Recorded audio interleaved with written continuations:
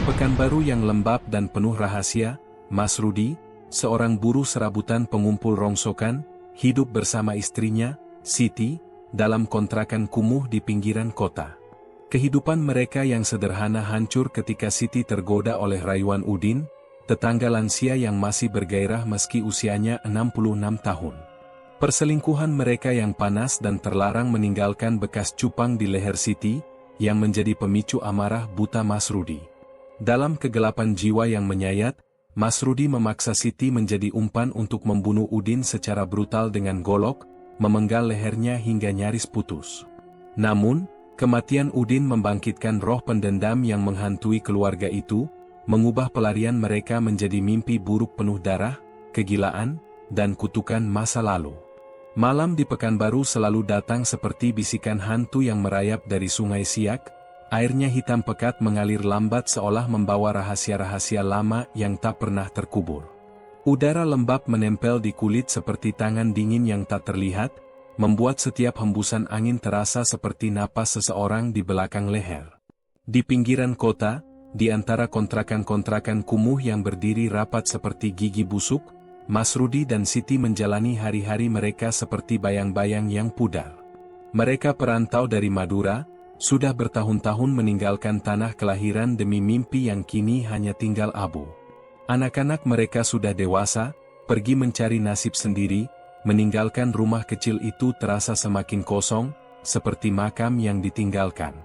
Mas Rudi, pria berusia 45 tahun dengan tubuh kurus tapi tangguh seperti kawat besi, bangun pagi-pagi buta.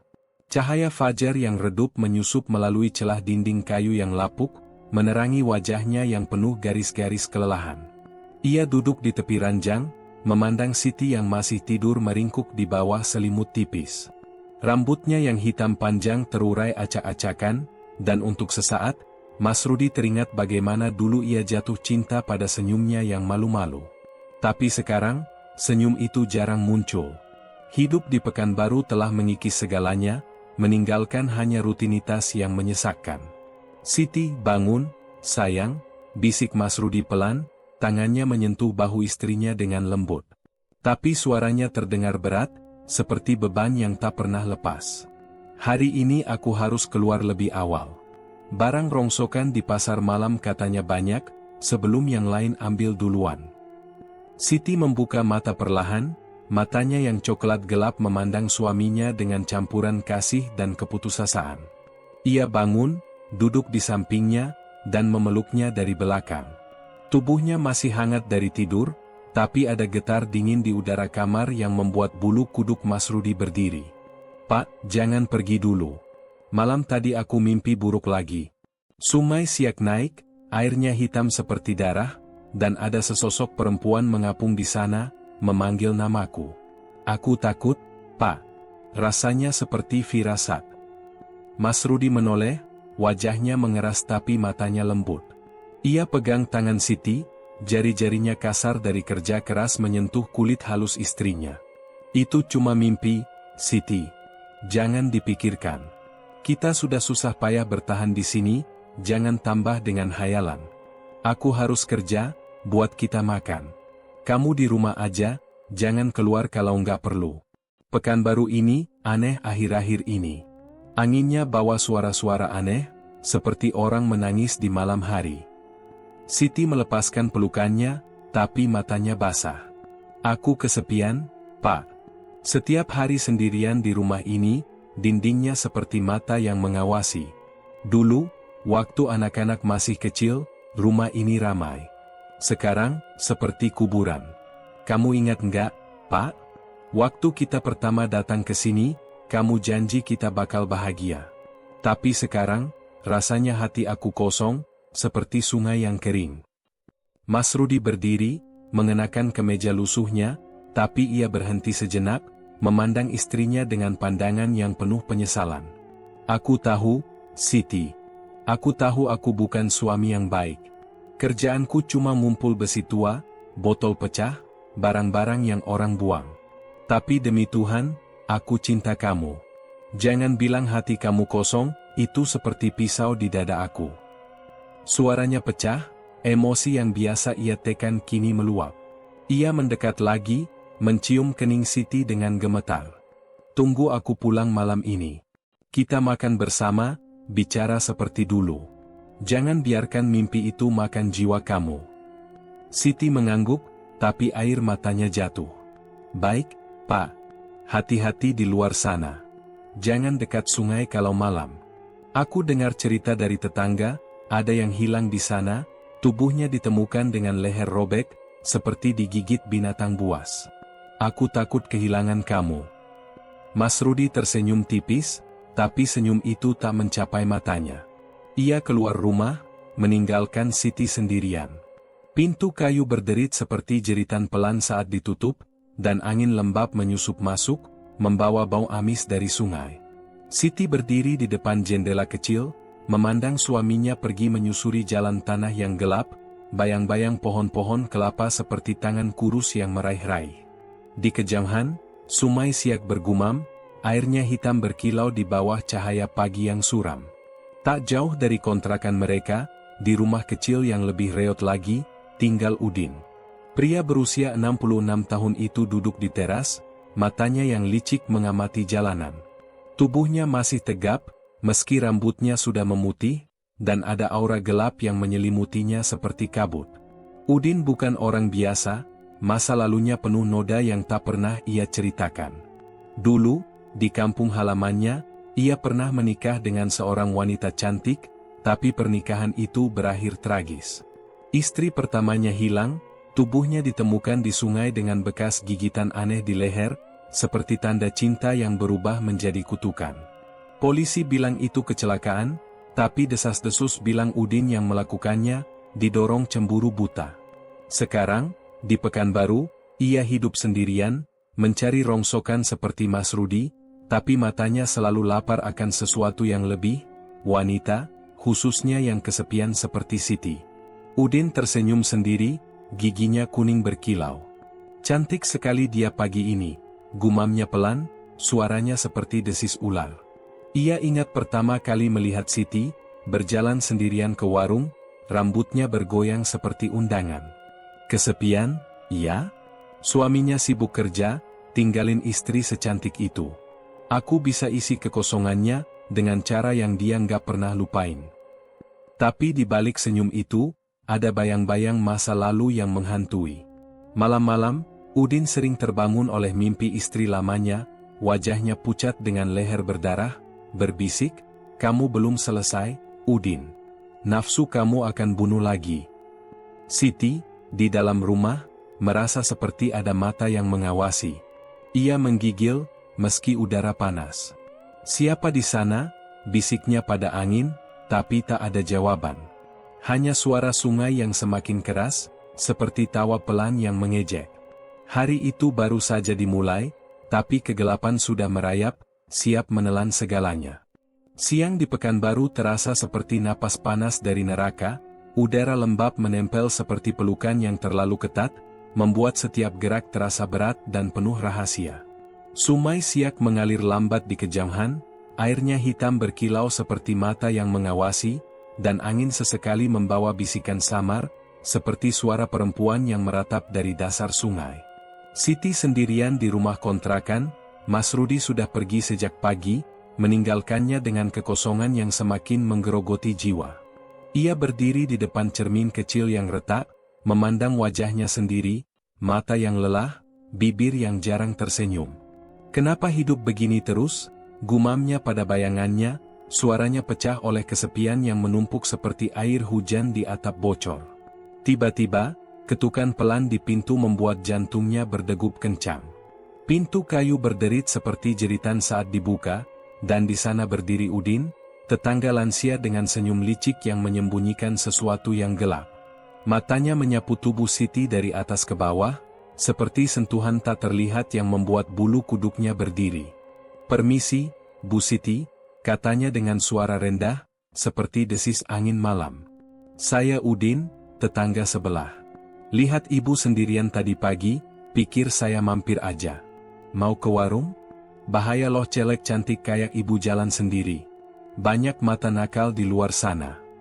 Siti mundur selangkah, tangannya memegang pintu dengan erat, tapi ada getar aneh di dadanya, campuran takut dan sesuatu yang lebih dalam, seperti api yang mulai menyala. "Enggak usah, Pak. Saya biasa sendiri. Suami saya lagi kerja, sebentar lagi pulang." Suaranya berusaha tegas, tapi ada nada ragu yang tak bisa ia sembunyikan. Angin dingin tiba-tiba menyusup masuk, membawa bau amis dari sungai, dan Siti merasa seperti ada tangan dingin menyentuh lehernya dari belakang.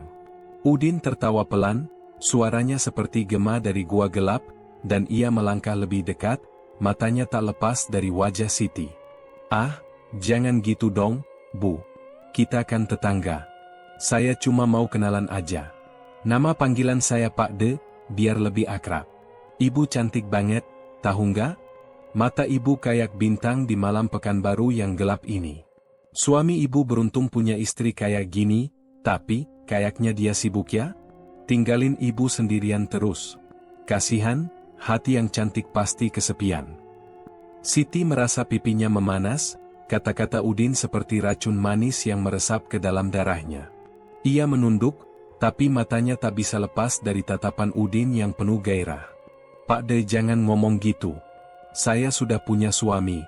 Ini nggak pantas." Tapi suaranya gemetar, bukan karena marah, melainkan karena gelombang emosi yang tiba-tiba membanjiri hatinya. Kesepian yang selama ini ia tekan kini meluap, dan Udin seolah tahu persis di mana menyentuh luka itu. Angin semakin kencang, membawa bisikan samar, "Dia bohong, dia haus seperti kamu." Udin mendekat lagi, tangannya hampir menyentuh lengan Siti, dan suaranya semakin intens, penuh api yang membara.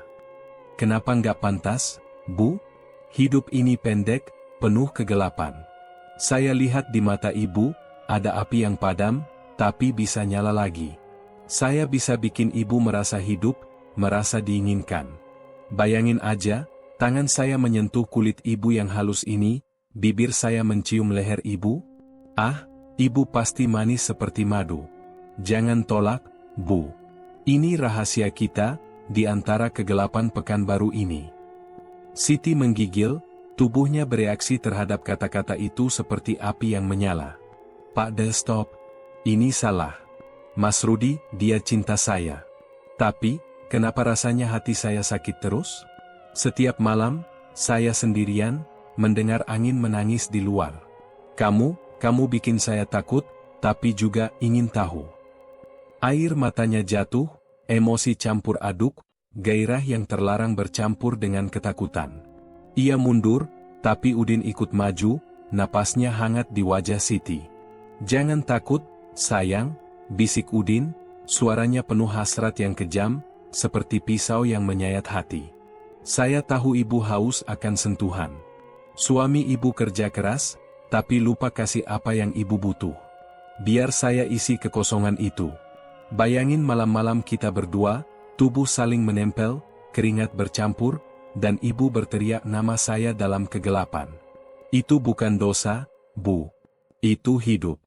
Ambil sekarang, sebelum kegelapan sungai telan kita semua." Siti menutup mata, hatinya berdegup kencang seperti drum perang. Aku nggak bisa, Pak De. Tapi, kenapa kata-kata kamu bikin aku lemah? Rasanya seperti api di dada, membakar segalanya." Ia membuka mata, dan untuk sesaat, tatapannya bertemu dengan Udin, penuh gairah yang intens. Tapi di balik itu, ada bayang-bayang gelap di sudut ruangan, seperti sosok perempuan pucat yang mengawasi, lehernya berdarah, bisikannya semakin jelas, "Jangan, dia akan gigit lehermu."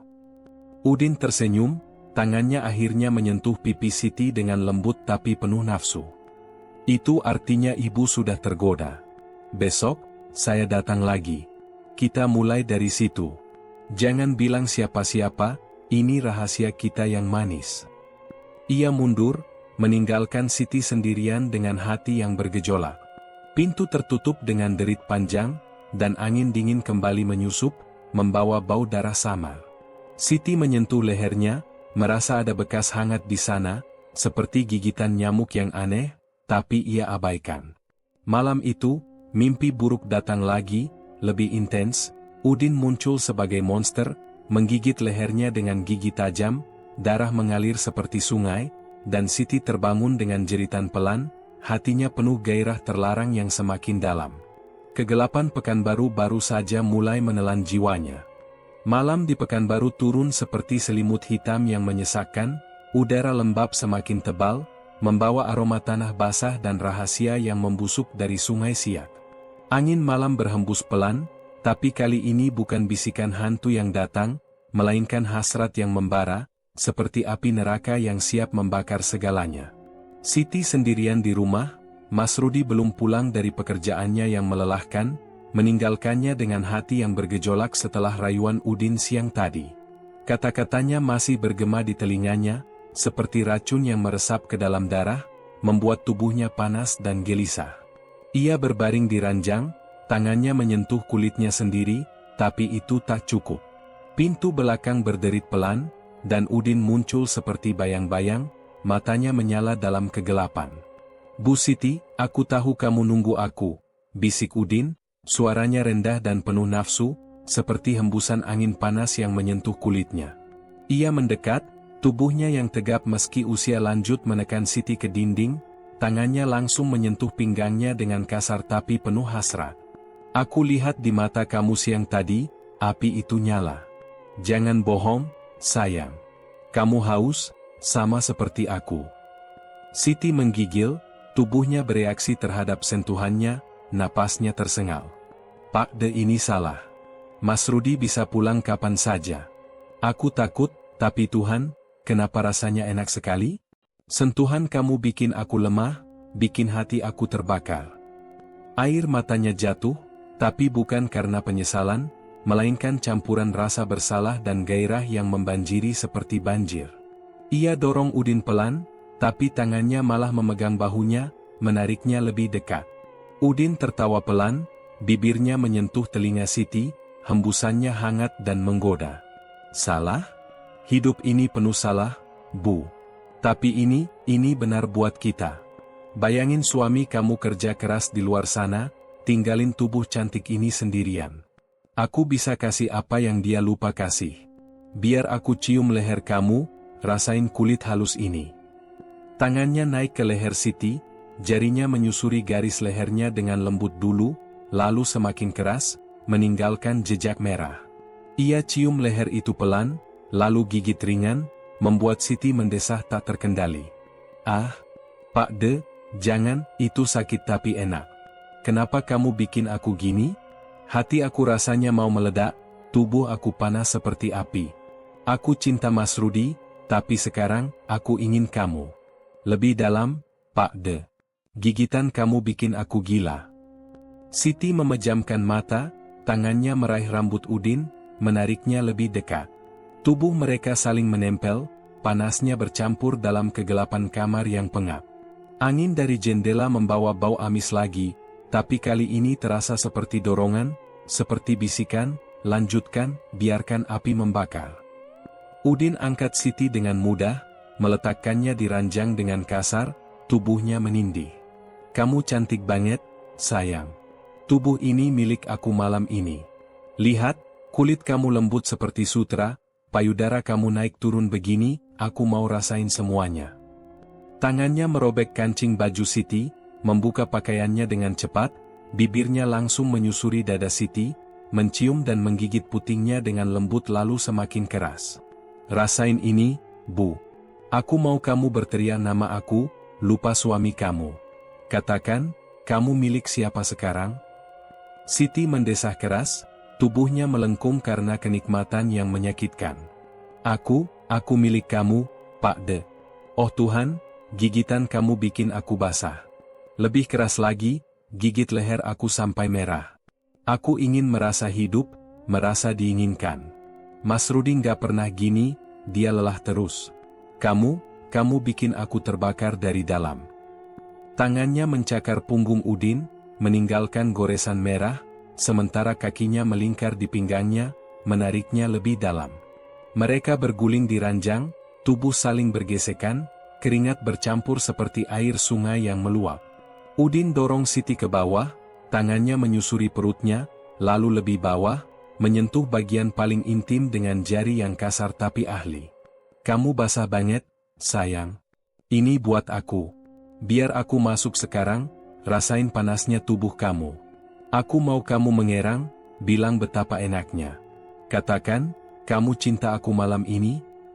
Ia masuk pelan dulu, lalu semakin cepat, gerakannya ritmis dan kejam, seperti gelombang yang menghantam. Ya, Pak De. Aku cinta kamu sekarang. Masuk lebih dalam, hancurkan aku.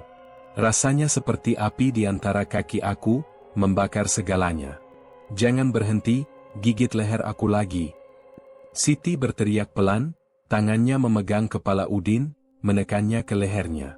Udin gigit keras, meninggalkan bekas cupang dalam yang merah keunguan, seperti tanda kepemilikan yang gelap. Darah samar muncul di permukaan, tapi itu hanya menambah gairah. Tubuh mereka bergerak semakin cepat, ranjang berderit seperti jeritan, dan angin malam seolah ikut mengerang. Puncaknya datang seperti badai, Siti mengerang panjang, tubuhnya kejang dalam kenikmatan yang menyayat. Pak De, aku datang. Oh, ini terlalu enak, terlalu sakit, aku nggak bisa tahan. Udin ikut meledak, napasnya tersengal, bibirnya masih menempel di leher Siti, meninggalkan bekas yang semakin dalam. Mereka berbaring saling peluk, tubuh basah keringat, hati berdegup kencang. Tapi setelah itu, kegelapan kembali merayap. Siti berbisik, suaranya penuh penyesalan tapi masih bergairah, apa yang kita lakuin, Pak De? Ini dosa, tapi aku ingin lagi. Bekas di leher aku, itu tanda apa? Rasanya seperti kutukan. Udin tersenyum dalam gelap, matanya menyala aneh. Itu tanda milik aku, sayang. Jangan khawatir, kita ulangi besok. Suami kamu gak akan tahu. Malam itu, Mas Rudi pulang lelah, Siti berpura-pura tidur, menyembunyikan bekas cupang dengan rambutnya. Sayang, aku pulang, bisik Mas Rudi, mencium keningnya. Siti tersenyum tipis, tapi hatinya terbakar oleh rahasia. Mimpi buruk datang lagi, lehernya robek oleh gigitan Udin yang berubah menjadi monster. Darah mengalir seperti sungai Siak, dan bisikan, ini baru awal, nafsu akan bunuh kamu. Kegelapan semakin dalam, api nafsu telah menyala, siap membakar segalanya menjadi abu. Malam di Pekanbaru terasa lebih gelap dari biasanya, seolah langit menahan napas, menunggu darah tumpah. Sungai Siak bergumam pelan, airnya hitam seperti tinta yang menyimpan rahasia dosa. Di dalam kontrakan kecil yang pengap, Siti terbangun dari mimpi buruk, keringat membasahi dahinya. Ia menyentuh lehernya, tempat bekas cupang dari Udin masih terasa hangat, berdenyut seperti luka hidup. Di sampingnya, Mas Rudi tertidur lelap, wajahnya penuh kelelahan setelah seharian mencari rongsokan. Cahaya bulan menyelinap melalui jendela yang retak, menerangi leher Siti, dan bekas merah keunguan itu tampak seperti mata yang menatap, menuduh. Siti bangkit pelan, berjalan ke cermin kecil di sudut kamar. Ia memandang bayangannya, matanya basah oleh campuran rasa bersalah dan gairah yang masih membara. Apa yang aku lakukan, Tuhan? Bisiknya pada cermin, suaranya gemetar seperti daun yang diterpa angin. Aku cinta Mas Rudi, tapi kenapa Udin bikin aku lupa segalanya? Bekas ini, seperti tanda setan. Ia menyentuh cupang itu, dan seketika bulu kuduknya berdiri, angin dingin menyusup, membawa bau amis darah dan bisikan samar, kamu miliknya sekarang. Tiba-tiba, Mas Rudi bergerak di ranjang, matanya terbuka perlahan. Siti? Kenapa belum tidur? Suaranya serak, penuh kelelahan tapi juga kelembutan yang membuat hati Siti semakin teriris. Ia berbalik, buru-buru menutup lehernya dengan rambut panjangnya, tapi gerakannya terlalu cepat, mencurigakan. Mas Rudi bangun, matanya menyipit, menangkap kilau aneh di leher istrinya di bawah cahaya bulan. Kamu kenapa? Apa itu di lehermu? Suaranya berubah, nada curiga merayap masuk seperti ular. Siti menunduk, tangannya gemetar. Enggak apa-apa, Pak. Cuma gigitan nyamuk. Pekanbaru ini banyak nyamuk malam-malam. Tapi suaranya pecah, penuh kebohongan yang terasa seperti pisau di tenggorokannya sendiri.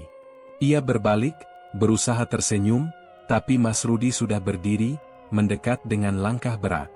Matanya penuh emosi yang bercampur, cinta, curiga, dan amarah yang mulai menyala. "Nyamuk? Jangan bohong, Siti." Suara Mas Rudi naik, mengguncang dinding kayu yang rapuh. Ia pegang bahu Siti dengan keras, menarik rambutnya agar lehernya terlihat jelas. Bekas cupang itu menyala di bawah cahaya bulan, merah keunguan seperti luka yang hidup, berdenyut seperti jantungan. "Ini apa?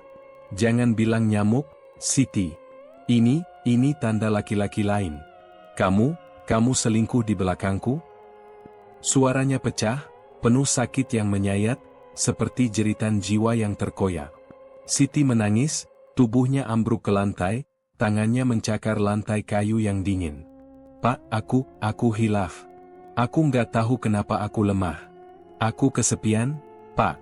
Kamu pergi setiap hari, aku sendirian di rumah ini, dindingnya seperti mata yang menatapku, sungai di luar seperti memanggilku untuk tenggelam. Aku cinta kamu, tapi aku terbakar oleh dia." Air matanya jatuh seperti hujan, setiap kata terasa seperti pisau yang menusuk hatinya sendiri. Mas Rudi menatapnya, matanya merah, tangannya mengepal hingga urat-uratnya menonjol. "Dia siapa, Siti? Siapa laki-laki yang berani sentuh istriku? Katakan sekarang, atau Tuhan saksi, aku hancurkan kamu." Ia menarik Siti berdiri, wajahnya hanya sejengkal dari wajah istrinya, napasnya panas penuh amarah. "Aku kerja mati-matian, kumpulin rongsokan, buat kita hidup. Aku pikir kamu setia, pikir kamu cinta aku. Tapi ini..." Lehermu penuh tanda pengkhianatan. Kamu buat hatiku seperti daging yang disobek-sobek. Siti menangis terseduh, tangannya meraih lengan Mas Rudi, tapi ia tolak dengan kasar. "Pak, maafkan aku. Itu Udin, tetangga sebelah. Dia datang, merayu aku, bilang aku cantik, bilang aku diinginkan. Aku lemah, Pak. Aku tahu ini dosa, tapi kata-katanya seperti api, membakar aku dari dalam. Aku nggak tahu kenapa aku jatuh, tapi aku menyesal. Aku masih cinta kamu, Pak, aku bersumpah." Suaranya penuh keputusasaan, setiap kata seperti darah yang mengalir dari luka yang tak terlihat. Mas Rudi menampar Siti, tamparan itu keras, meninggalkan bekas merah di pipinya. "Cinta? Kamu bilang cinta, tapi lehermu penuh tanda laki-laki lain. Udin? Pria tua itu? Kamu biarkan dia sentuh tubuhmu, cium lehermu, tidur denganmu? Berapa kali, Siti? Berapa kali kamu buka kaki untuk dia?" Suaranya menggelegar, penuh amarah dan sakit hati yang membakar, tapi di balik itu ada air mata yang menolak jatuh. Ia pegang leher Siti, jarinya menyentuh bekas cupang itu, dan untuk sesaat, ia merasa seperti ada denyut aneh di bawah kulitnya, seperti sesuatu yang hidup. Siti terisak, tubuhnya gemetar di tangan Mas Rudi. "3 kali, Pak, 3 kali aku hilaf. Setiap kali dia sentuh aku, rasanya seperti aku bukan diriku lagi. Dia bilang aku miliknya, bilang kamu nggak cukup untuk aku. Aku tahu aku salah, Pak, tapi aku takut. Setiap malam aku mimpi leherku robek, darah mengalir, dan ada suara yang bilang aku akan mati karena ini. Tolong, Pak, maafkan aku nggak kuat sendirian lagi." Ia memeluk kaki Mas Rudi, wajahnya basah air mata, suaranya penuh penyesalan yang menyayat jiwa. Mas Rudi menarik tangannya, wajahnya keras seperti batu, tapi matanya penuh luka yang tak bisa disembunyikan. "Kamu hancurkan harga diriku, Siti. Aku kerja sampai tulangku remuk, tapi kamu pilih laki-laki tua itu daripada aku. Kamu tahu betapa sakit ini? Rasanya seperti ada pisau yang menusuk dadaku, memutar-mutar sampai nggak ada apa-apa lagi di dalam. Tapi ini belum selesai. Udin, dia akan bayar. Dan kamu akan bantu aku. Kamu akan jadi umpan, Siti, atau aku sendiri yang habisi kamu." Suaranya dingin sekarang, seperti angin malam yang membawa kematian. Siti memandangnya, matanya penuh ketakutan dan cinta yang patah. Pak, aku akan lakukan apa saja untuk tebus dosaku. Tapi aku takut, Pak. Bekas ini, rasanya hidup. Setiap malam, aku dengar suara di kepalaku, bilang aku akan mati. Tolong, Pak, lindungi aku. Aku nggak mau kehilangan kamu. Ia merangkak mendekat, tangannya memegang kaki Mas Rudi, tapi ia menyingkir, wajahnya penuh dendam. Lindungi? Kamu yang buka pintu untuk setan, Siti. Sekarang, kita hadapi setan itu bersama. Udin akan datang lagi, dan aku akan tunggu dia. Lehernya akan aku robek, seperti dia robek hatiku. Mas Rudi berbalik, mengambil golok dari sudut kamar, cahaya bulan memantul di bilahnya seperti darah yang belum tumpah. Angin malam semakin kencang, membawa bisikan yang lebih jelas sekarang, darah akan tumpah, leher akan robek. Siti memeluk dirinya sendiri, merasa bekas cupang di lehernya berdenyut lebih keras, seperti jantungan hantu yang menunggu pembalasan. Kegelapan Pekanbaru semakin pekat, siap menelan mereka semua. Pagi di Pekanbaru terasa seperti mimpi buruk yang tak berujung, kabut tipis dari sungai Siak merayap ke daratan, membawa dingin yang menusuk tulang dan bau amis yang tak kunjung hilang. 2 pekan berlalu sejak pengkhianatan terbongkar, tapi rumah kontrakan itu kini seperti makam hidup. Dindingnya bergema dengan jeritan tak terucap, dan setiap malam angin membisikkan nama Udin seperti kutukan. Mas Rudi duduk di kursi reot, matanya merah karena kurang tidur, tangannya memegang golok yang selalu siap di samping. Siti berlutut di depannya, wajahnya pucat seperti kain kafan, bekas cupang di lehernya kini memudar tapi masih berdenyut seperti luka yang menolak sembuh. Pak, tolong, cukup sudah, isak Siti, tangannya meraih lutut Mas Rudi, air matanya jatuh ke lantai seperti darah yang menetes pelan. 2 pekan ini aku hubungi dia setiap hari, kirim pesan, pura-pura rindu, tapi Udin nggak mau datang. Aku takut, Pak. Setiap kali pegang HP, rasanya ada tangan dingin pegang bahuku. Suara di kepalaku bilang, jangan panggil dia, atau lehermu yang robek. Aku menyesal, Pak, Tuhan tahu betapa hancurnya hatiku karena hilaf itu. Mas Rudi menendang tangan Siti menjauh, wajahnya penuh amarah yang membara seperti bara api yang tak padam. Menyesal?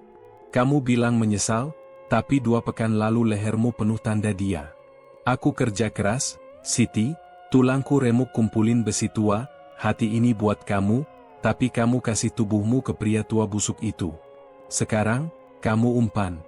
Hubungi lagi, panggil dia ke sini, atau Tuhan saksi, golok ini akan robek lehermu sendiri. Suaranya menggelegar, tapi pecah di ujung, penuh sakit yang menyayat seperti garam di luka terbuka. Siti merangkak mendekat lagi, memeluk kakinya erat, tubuhnya gemetar hebat. Pak, dengar aku lakukan semuanya buat kamu. Aku bohong ke Udin, bilang aku masih cinta dia, bilang malam-malam aku mimpi dia gigit leherku lagi. Tapi dia curiga, Pak. Dia bilang, kamu berubah, Siti, seperti ada yang awasi. Aku takut mati, Pak. Hati aku seperti diiris setiap hari, antara cinta kamu dan dosa ini. Maafkan aku sepenuhnya, biarkan polisi yang urus, jangan bikin tanganmu berdarah. Mas Rudi angkat Siti kasar, wajahnya sejengkal dari istrinya, matanya penuh dendam dan cinta yang tercabik. Maafkan? Kamu hancurkan aku, Siti. Setiap malam aku lihat bayang Udin di mimpi, dia peluk kamu, cium lehermu, sementara aku sendirian di neraka ini. Harga diriku hilang, Siti. Aku bukan laki-laki lagi di mata tetangga kalau biarin dia hidup. Kamu yang buka pintu setan, sekarang tutup dengan darahnya. Hubungi lagi sekarang, atau aku sendiri yang cari dia dan habisin kamu dulu. Ia dorong Siti ke dinding, napasnya panas, tangannya menekan leher istrinya tepat di bekas cupang, membuatnya berdenyut sakit. Siti terseduh, tangannya mencakar dinding, suaranya penuh keputusasaan yang membakar jiwa. Baik, Pak, aku hubungi lagi. Tapi ingat janji kamu, setelah ini kita lari dari Pekanbaru, mulai baru. Aku cinta kamu, Pak, lebih dari nyawa. Hilaf itu seperti api yang bakar hatiku setiap detik, tapi kamu satu-satunya yang selamatkan aku. Jangan biarkan dendam ini telan kita berdua. Ia ambil HP dengan tangan gemetar, mengetik pesan ke Udin, "Pak De, aku rindu. Datang malam ini, suamiku lembur.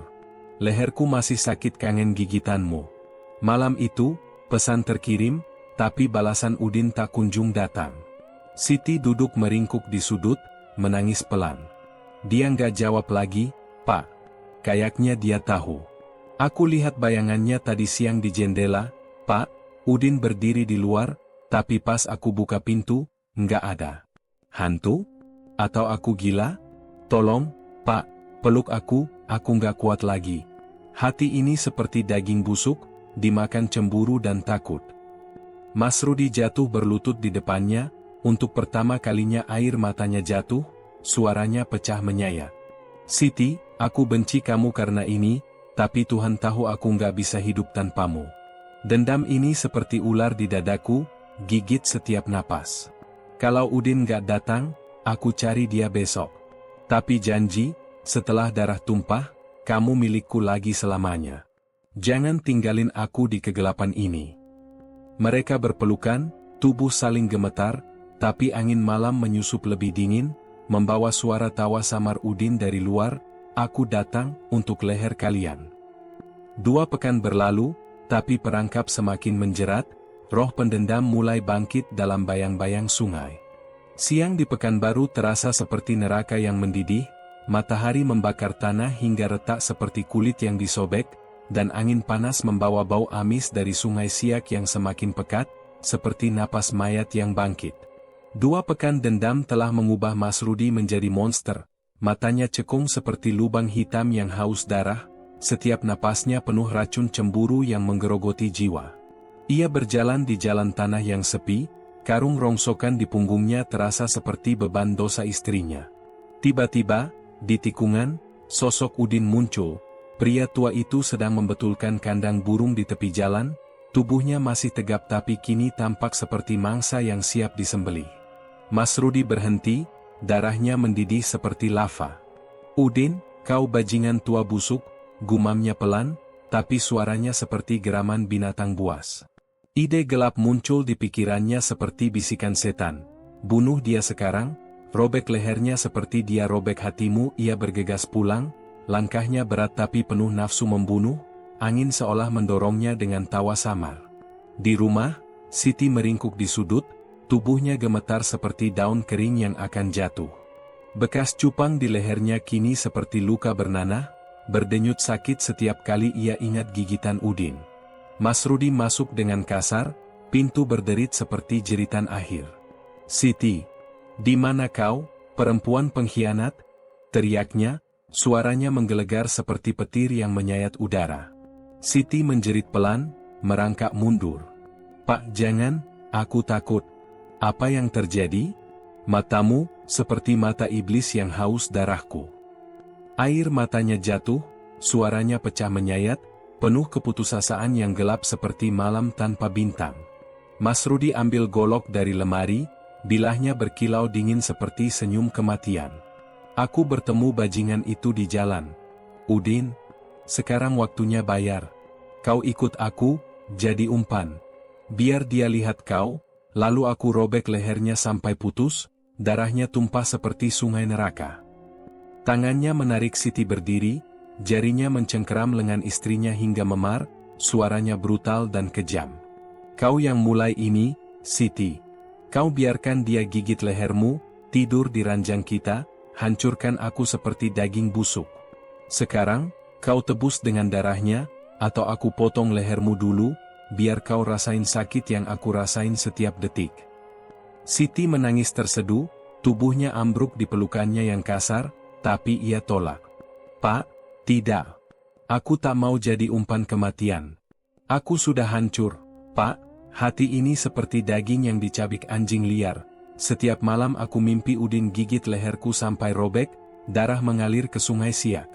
Maafkan aku, tapi jangan bikin tanganmu berdarah. Jangan jadi monster seperti dia. Aku cinta kamu, Pak, meski dosaku seperti racun yang bunuh kita pelan-pelan." Suaranya menyayat jiwa, penuh penyesalan sadis yang mengiris hati seperti pisau tumpul yang diputar lambat. Mas Rudi tampar wajahnya keras, darah tipis mengalir dari bibirnya. Cinta? Kau bilang cinta, tapi kau pilih gigitan tua bangkai itu daripada pelukanku. Aku kerja sampai mati, tulangku retak, hati ini buat kau, tapi kau kasih tubuhmu ke setan. Sekarang ikut, atau aku seret kau seperti anjing.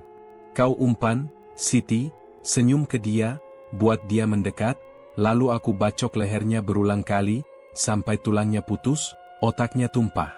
Itu satu-satunya cara tebus dosamu, atau mati di tanganku sekarang. Matanya gelap seperti jurang neraka, suaranya kejam dan sadis, penuh dendam yang membakar segalanya. Siti merangkak ikut, tangannya gemetar memegang baju Mas Rudi. Baik, Pak, aku ikut. Tapi ingat, setelah ini, rohnya akan hantui kita. Aku rasain sekarang, bekas gigitannya seperti ular yang hidup di kulitku, gigit dari dalam. Aku akan jadi umpan, tapi hati aku sudah mati, Pak. Kau bunuh aku juga, karena hidup ini seperti neraka gelap tanpa akhir. Mereka berjalan ke jalan sepi, Siti di depan seperti domba kurban, Mas Rudi mengikuti dari belakang seperti pemburu haus darah.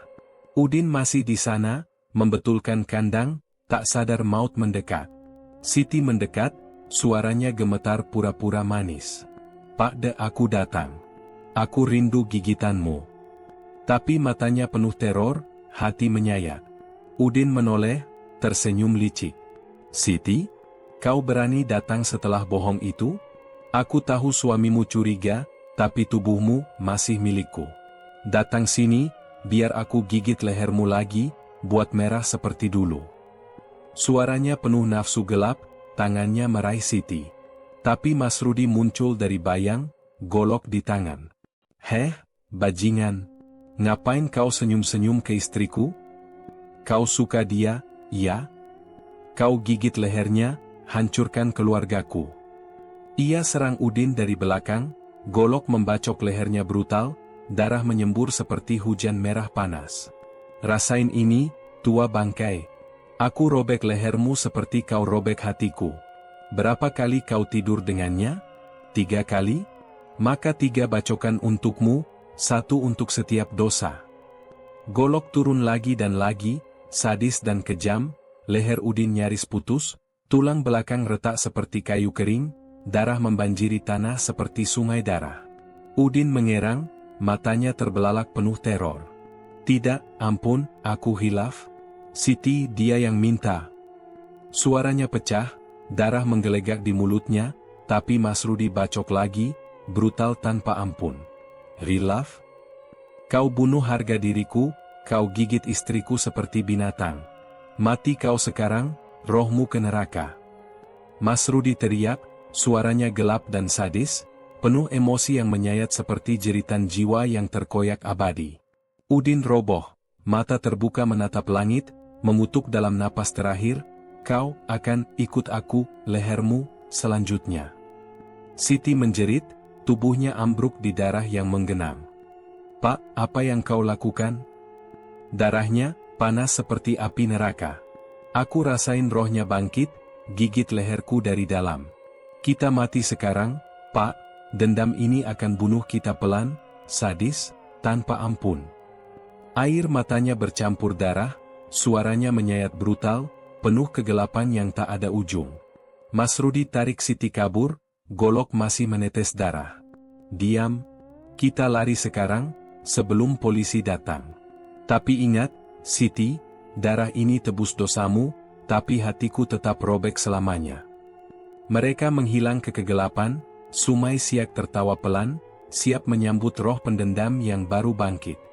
Malam di pinggiran Pekanbaru terasa seperti mulut neraka yang menganga, angin hitam dari Sungai Siak menderu seperti jeritan roh-roh yang tak tenang, membawa bau amis darah yang tak kunjung hilang dari tangan Mas Rudi. Mereka kabur dengan paksa, Siti diseret seperti boneka rusak, tubuhnya gemetar hebat sementara Mas Rudi mengemudikan motor tua mereka ke rumah adiknya yang kosong di Desa Muding, Kecamatan Kota Utara, sebuah gubuk reot yang ditinggalkan, dikelilingi hutan gelap yang seolah hidup, pohon-pohonnya seperti tangan kurus yang meraih-raih dalam kegelapan. Darah Udin masih menempel di baju Mas Rudi, kering tapi lengket seperti kutukan yang menolak lepas. Setiap hembusan angin terasa seperti napas Udin yang mati, bisikannya semakin jelas, lehermu, selanjutnya. Mereka tiba di gubuk itu saat fajar mulai menyingsing suram, pintu berderit seperti tulang retak saat dibuka. Siti ambruk ke lantai, tubuhnya basah keringat dingin, tangannya menyentuh lehernya yang kini terasa panas seperti api. "Pak, apa yang kita lakukan?" "Darahnya, aku rasain di kulitku, seperti cacing yang merayap dari dalam.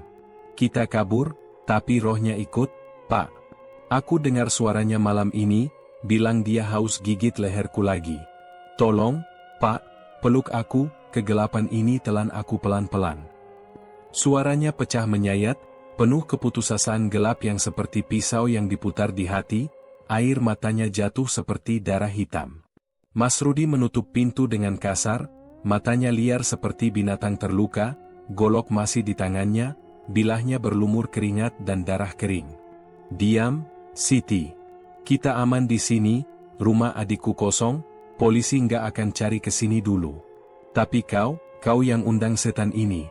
Gigitan tua bangkai itu di lehermu seperti tanda bahwa kau milik neraka sekarang. "Aku bunuh dia buat kau," robek lehernya sampai putus, "tapi hatiku tetap robek, Siti.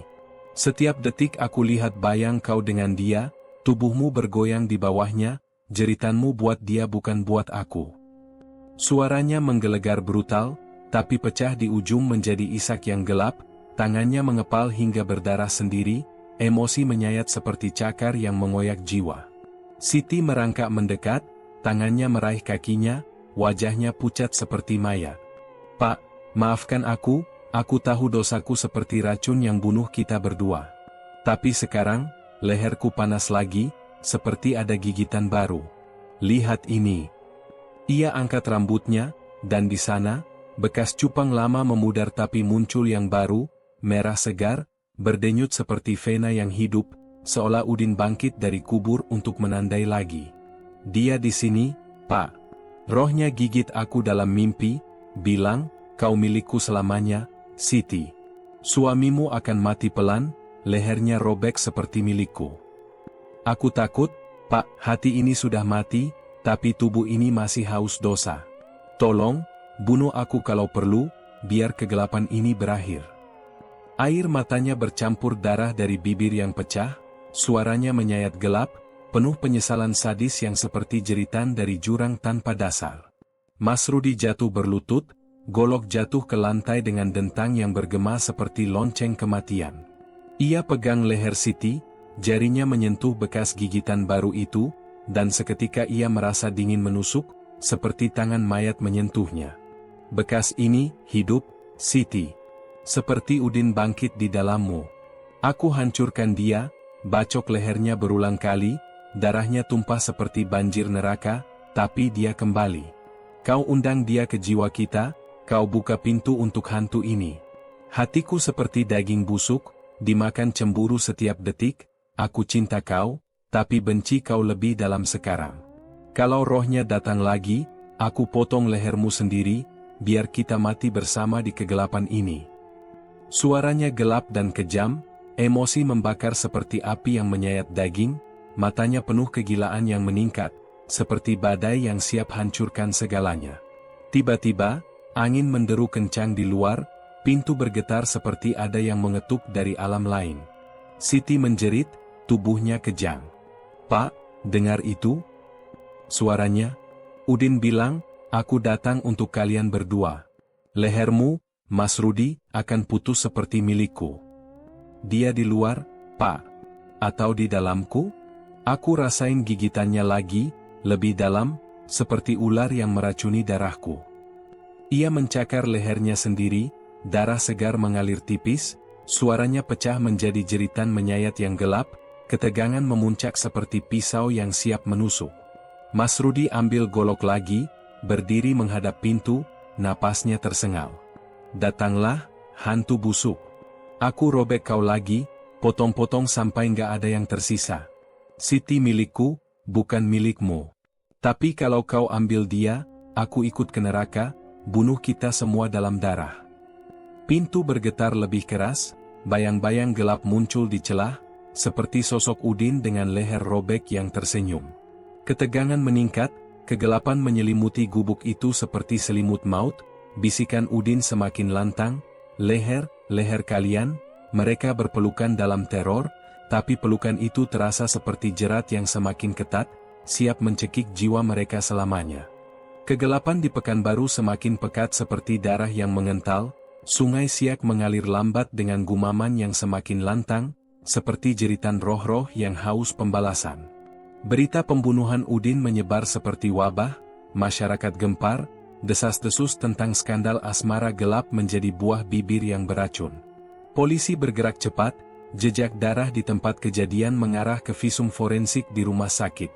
Leher Udin nyaris putus, tulang belakang kanan rusak parah, sumsum tulang belakang hancur, pendarahan hebat yang membuat korban mati dalam hitungan detik. Bekas bacokan brutal itu seperti tanda setan, dan lokasi persembunyian Mas Rudi dan Siti di desa Muding terlacak melalui saksi mata yang melihat mereka kabur dengan motor berlumur darah. Pintu gubuk reot itu dirontokkan saat malam turun, polisi menyerbu seperti hantu pemburu. Mas Rudi ditarik kasar dari tempat tidurnya, tangannya diborgol dingin seperti jerat maut, sementara Siti menjerit di sudut, tubuhnya kejang seperti mayat hidup. Tidak. Jangan ambil dia, Pak. Roh Udin sudah di sini, dia gigit leherku setiap malam, sekarang dia akan ambil kalian juga, jerit Siti, suaranya pecah mengerikan, penuh teror yang menyeramkan seperti bisikan dari kubur. Matanya liar, mencakar lehernya sendiri hingga darah segar mengalir, bekas gigitan baru muncul lagi, merah membara seperti mata iblis. Polisi menariknya, suara borgol berdering seperti lonceng kematian. Diam, Bu. Suamimu tersangka pembunuhan berencana. Leher korban hampir putus, tulang belakangnya retak seperti kayu kering, itu bukan kecelakaan, itu kejam seperti setan, kata petugas, tapi Mas Rudi tertawa gelap, matanya cekung penuh kegilaan. Setan? Itu Udin yang setan. Dia gigit istriku, hancurkan aku dari dalam. Aku robek lehernya, ya, bacok berulang kali sampai darahnya banjiri tanah seperti sungai neraka. Tapi dia hidup lagi, di sini. Ia tunjuk leher Siti, suaranya menyayat brutal, emosi mengerikan yang seperti cakar mengoyak udara, lihat bekas itu. Dia gigit dari alam kubur, haus darah kami. Kalau kau tangkap aku, dia akan gigit leher kalian malam ini, robek pelan-pelan sampai sumsum kalian tumpah. Siti meronta, tangannya meraih Mas Rudi seperti cakar mayat. Pak, jangan tinggalin aku. Rohnya bilang dalam mimpi, lehermu selanjutnya, Siti, aku akan gigit sampai robek, darahmu campur dengan milikku. Aku rasain sekarang, gigitannya dalam, seperti ular yang meracuni jiwa. Kita mati, Pak, penjara ini kubur hidup, hantu Udin akan hantui sel demi sel. Air matanya jatuh seperti hujan darah, suaranya menyeramkan, penuh ketegangan yang memuncak seperti pisau yang siap menusuk jantung, tubuhnya kejang-kejang seolah roh Udin sudah merasuki. Di penjara Pekanbaru yang gelap, sel Mas Rudi seperti neraka pribadi, dinding lembab berbau amis, angin malam menyusup membawa bisikan Udin yang semakin lantang, lehermu putus seperti milikku. Malam pertama, Mas Rudi terbangun dengan jeritan, melihat bayang Udin di sudut sel, leher robeknya tersenyum, gigi tajam berkilau. Udin, kau mati. Aku bunuh kau, robek lehermu sampai tulangmu hancur, jerit Mas Rudi, suaranya pecah mengerikan, tapi hantu itu mendekat, bisikannya gelap, kau bunuh tubuhku, tapi rohku hidup di bekas gigitanku. Sekarang, aku gigit mereka, mulai dari teman selmu. Pagi itu, tahanan di sel sebelah ditemukan mati, lehernya penuh bekas cupang merah yang menyebar seperti wabah, tulang belakang rusak seolah dibacok dari dalam. Mas Rudi meronta di borgolnya saat diinterogasi, matanya penuh teror menyeramkan. Itu dia, Udin. Dia gigit tahanan itu malam tadi, aku lihat, gigit lehernya pelan, darah menggelegak dari dalam, sumsum tulang belakangnya hancur seperti miliknya. Aku akui, Aku bunuh Udin karena dia selingkuh dengan istriku, gigit lehernya seperti binatang. Tapi sekarang dia balas, dia akan gigit leherku, robek pelan-pelan sampai aku mengerang seperti babi disembelih. Tolong, lepaskan aku, atau wabah ini telan penjara ini. Suaranya menyayat jiwa, emosi brutal yang mengerikan, penuh ketegangan gelap seperti jeritan dari jurang neraka. Polisi tertawa dingin, tapi malam berikutnya, bekas cupang muncul di leher sipir, menyebar seperti api neraka. Siti, di ruang tahanan wanita, menjerit sendirian, "Pak, aku rasain lagi," gigitannya dalam, seperti pisau yang memutar di leherku. Udin bilang, "Aku akan ambil kalian berdua, darah kalian campur di sungai Siak. Kita mati, Pak, mati dalam kegelapan ini," robek dari dalam. Jeritannya bergema, ketegangan memuncak menyeramkan, seperti hantu yang bangkit haus darah. Jejak darah Udin tak terhapus, malah menyebar seperti kutukan abadi, siap menelan semua yang tersentuh.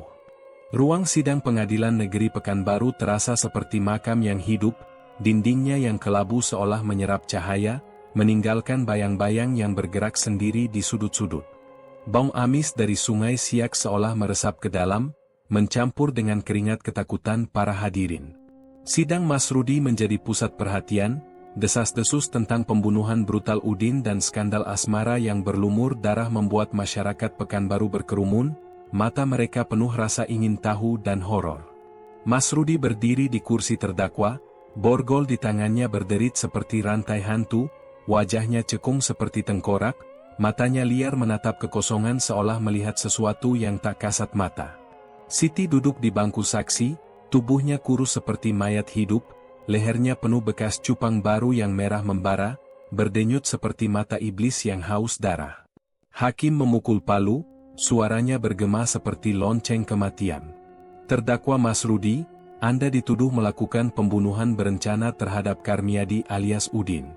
Visum forensik menyatakan korban mati karena kekerasan tajam, leher nyaris putus, tulang belakang hancur. Apa pembelaan Anda? Suara hakim dingin, tapi ada getar takut di ujungnya, seolah ia merasakan udara ruang sidang yang semakin berat, seperti napas roh yang mendekat. Masrudi tertawa, suaranya pecah mengerikan, seperti jeritan dari lubang neraka. Pembelaan? Aku bunuh dia karena dia setan. Dia gigit leher istriku, Siti, ambil tubuhnya, hancurkan hatiku seperti daging yang disobek serigala.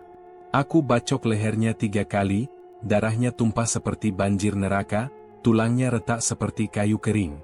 Tapi dia hidup lagi, Tuan Hakim. Dia di sini sekarang, lihat. Ia tunjuk sudut ruang sidang, matanya liar penuh teror menyeramkan. Udin berdiri di sana, lehernya robek, tersenyum, giginya tajam seperti pisau. Dia bilang, lehermu selanjutnya, Masrudi, aku akan gigit sampai sumsum tulangmu tumpah. Kalian semua akan mati, dia hantui penjara, gigit tahanan, sipir, dan sekarang dia di sini. Suaranya menyayat, brutal dan gelap, setiap kata seperti cakar yang mengoyak jiwa, membuat hadirin menggigil, beberapa berbisik ketakutan. Hakim menelan ludah, keringat di dahinya berkilau. Cukup, terdakwa. Jangan bawa hayalan gila ke sidang ini. Tapi sebelum ia lanjut, Siti berdiri dari kursi saksi, tubuhnya kejang, matanya putih seperti mayat. Bukan hayalan, Tuan. Dia di sini. Udin, aku rasain gigitannya sekarang. Ia mencakar lehernya sendiri, darah segar mengalir dari bekas cupang yang membesar, suaranya mengerikan seperti jeritan dari alam kubur. Dia bisik tadi malam, Siti, kau undang aku ke lehermu, sekarang kau dan suamimu milikku selamanya. Darah kalian akan campur di sungai Siak. Aku lihat dia di mimpi, lehernya robek, tapi dia gigit leherku lagi, dalam sekali, sampai tulangku terasa patah. Tolong, hentikan ini, atau kita semua mati di sini. Jeritannya bergema, ketegangan menyeramkan memenuhi ruang sidang, beberapa penonton lari ke pintu, tapi pintu terkunci sendiri, berderit seperti tawa hantu. Masrudi menjerit dari kursi terdakwa, borgolnya bergema retak. Siti, kau yang buka pintu neraka ini. Kau biarkan dia cium lehermu, tidur di ranjang kita, hancurkan aku. Sekarang rohnya gigit kita pelan-pelan, robek jiwa kita dari dalam. Aku bunuh dia, tapi dia kuat, dia setan abadi. Tuan Hakim, lepaskan aku, atau dia akan gigit leher kalian satu persatu, sumsum tulang kalian akan tumpah seperti darahnya. Suaranya gelap dan sadis, penuh teror yang mengerikan, seperti jeritan jiwa yang terkoyak oleh kutukan abadi. Tiba-tiba, Hakim memegang dadanya, wajahnya pucat, jatuh dari kursi dengan serangan jantung, matanya terbelalak melihat sesuatu di udara, bayang Udin dengan leher robek, tersenyum. Sidang kacau, teriakan memenuhi ruangan, lampu berkedip-kedip seperti mata yang berkedip dari alam lain. Siti meronta, tangannya mencakar lehernya hingga berdarah hebat. Pak, dia di sini. Udin bilang, sidang ini kubur kalian. Lehermu, Mas Rudi, akan robek malam ini. Aku takut, Pak, gigitannya seperti pisau yang memutar di tulangku, darahku mengalir ke sungai Siak dalam mimpi. Kita mati, Pak, mati dalam kegelapan ini. Suaranya menyayat, menyeramkan, penuh keputusasaan yang seperti jeritan dari jurang neraka, tubuhnya ambruk, darah dari lehernya menggenang di lantai sidang. Malam itu, Hakim meninggal di rumah sakit, lehernya penuh bekas cupang aneh yang muncul tiba-tiba. Mas Rudi dihukum 14 tahun penjara, tapi di selnya, ia melihat bayang Udin setiap malam, leher robeknya mengeluarkan darah hitam, bisikannya semakin lantang, lehermu, milikku sekarang. Siti, di rumah tahanan, tak tahan lagi. Ia ditemukan pagi itu, tubuhnya dingin, lehernya robek sendiri seperti digigit dari dalam, darah mengalir membentuk pola sungai Siak di lantai. Ketegangan mengerikan memuncak, roh Udin seolah tertawa dari kegelapan, kutukannya tak terhentikan, siap menelan lebih banyak jiwa dalam darah dan teror. Penjara Pekanbaru telah menjadi neraka yang hidup, dinding-dindingnya yang lembab seolah berdarah, setiap malam diisi jeritan tahanan yang terbangun dari mimpi buruk, leher mereka penuh bekas cupang merah yang muncul tanpa sebab, berdenyut seperti mata setan yang haus. Sungai Siak di luar penjara mengalir lebih lambat, airnya hitam pekat seperti darah yang mengental, bergumam dengan suara yang kini jelas, leher kalian semua, Mas Rudi, di sel isolasi yang dingin, duduk meringkuk, tubuhnya kurus seperti tengkorak, matanya cekung penuh teror menyeramkan. Borgol di tangannya terasa seperti cengkeraman hantu, dan setiap malam, bayang Udin muncul di sudut sel, leher robeknya tersenyum, darah hitam menetes membentuk genangan yang tak pernah kering. Kematian Siti seminggu lalu, lehernya robek sendiri, darah mengalir seperti sungai di lantai tahanan, telah menghancurkan sisa-sisa jiwa Mas Rudi, meninggalkannya sebagai cangkang yang dipenuhi dendam dan ketakutan. Aku tahu kau di sini, Udin, jerit Mas Rudi ke kegelapan, suaranya pecah mengerikan, seperti jiwa yang terkoyak oleh cakar neraka. Aku bunuh kau, robek lehermu sampai tulangmu retak, darahmu tumpah seperti banjir. Tapi kenapa kau kembali? Kau ambil Siti, gigit lehernya sampai robek dari dalam. Sekarang apa? Leherku? Ambil saja, tapi hentikan kutukan ini. Tangannya mencakar dinding, kuku-kukunya patah berdarah, suaranya menyayat brutal, penuh keputusasaan gelap yang seperti pisau tumpul yang memutar di hati. Bayang Udin mendekat, bisikannya dingin seperti angin dari kubur, kau bunuh tubuhku, Mas Rudi, tapi nafsu dan dendamku abadi. Lehermu, milikku malam ini. Tiba-tiba, pintu sel berderit sendiri, angin malam menyusup membawa bau darah dan amis yang menyengat. Mas Rudi merasa lehernya panas, seperti ada gigi tajam yang menggigit pelan dari dalam. Tidak, kau setan. Aku bunuh kau karena kau rampas istriku, cium lehernya, tiduri dia di ranjangku. Tapi Siti, dia menyesal, dia cinta aku. Kenapa kau ambil dia, hah? Lehernya robek, darahnya mengalir seperti sungai Siak, dan aku lihat dia mati dalam mimpi, menjerit nama aku. Ia menangis, air matanya bercampur darah dari kuku yang patah, suaranya mengerikan, penuh ketegangan menyeramkan seperti jeritan dari jurang tanpa dasar.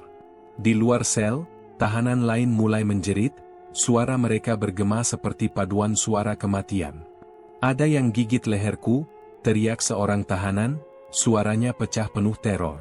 "Bekas ini, seperti mata yang hidup, darahku mengalir sendiri." Pagi itu, 3 tahanan ditemukan mati, leher mereka penuh bekas cupang yang menyebar seperti wabah, tulang belakang mereka patah dari dalam, seolah digigit oleh kekuatan tak kasat mata.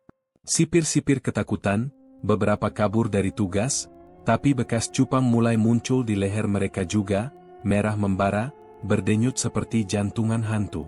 Masrudi ambruk di lantai sel, tangannya menyentuh lehernya, merasakan bekas baru yang muncul tiba-tiba, panas seperti api neraka. "Siti, maafkan aku. Aku bunuh Udin karena cemburu, tapi dendam ini kutukan abadi. Aku pikir darahnya tebus dosamu, tapi sekarang kau mati, dan aku selanjutnya." Suaranya menyayat, gelap dan brutal, penuh penyesalan yang seperti cakar mengoyak dagingnya sendiri. "Kau bilang cinta aku, tapi hilafmu buka pintu neraka. Sekarang Udin di sini, di leherku, gigit pelan-pelan, rasanya seperti pisau yang memutar di tulangku. Aku nggak kuat, Siti, aku ikut kau ke kegelapan ini." Ia menjerit, tubuhnya kejang, darah tipis mengalir dari lehernya, bekas gigitan membesar seperti luka yang hidup. Malam itu, penjara menjadi kuburan massal. Bekas cupang menyebar seperti api, tahanan dan sipir jatuh satu persatu, leher mereka robek dari dalam, darah menggenang membentuk pola sungai siak di lantai. Masrudi ditemukan pagi itu, tubuhnya dingin, lehernya penuh bekas gigitan yang merah keunguan, tulang belakangnya retak seperti kayu kering, matanya terbuka menatap langit, penuh teror abadi. Bisikan Udin bergema di seluruh penjara, nafsu dan dendam tak pernah mati, hanya menunggu leher baru untuk digigit.